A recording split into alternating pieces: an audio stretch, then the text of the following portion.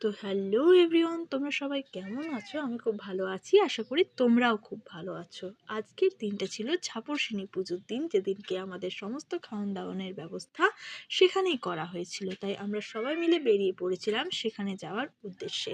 এখানে আমি তো রেডি হয়ে গেছিলাম, আর আমার সাথে সাথে আমার দিদিও কিন্তু রেডি হয়ে গেছিলো, আর এখানেও দাঁড়িয়ে দাঁড়িয়ে ফোন দেখছিল। তারপর ওকে বললাম যে এদিকে আয়।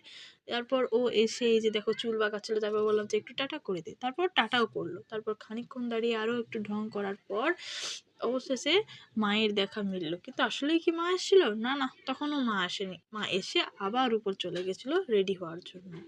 তারপর আরও কিছুক্ষণ দাঁড়িয়ে থাকার পর যদিও বা মা এলো, তখনও নাকি তার আলতা পড়া শেষ হয়নি। তাই সব বকাবকি আমাকেই করছিল। বিকেলবেলা ঘুম থেকে উঠে দেখি খামারে বিশাল আলপনা দেওয়া হয়েছে, তার কারণ সন্ধ্যেবেলাতেই ছিল খামার পুজোর অনুষ্ঠান। আমার মতো যারা গ্রামে থাকো তারা বেশিরভাগই জেনে থাকবে যে খামার পুজোটা কি। আর এদিকে ঠাকুর করছিল খাবার দাবারের ব্যবস্থা, আর বাড়িতে বিশাল বিশাল আলপনা দেওয়া হয়েছিল। শুধু আমার বাড়িতে না, সবার বাড়িতেই দেওয়া হয়েছিল। আর এদিকে গোপু সোনা বসে বসে সমস্ত কিছুটা দেখছিল।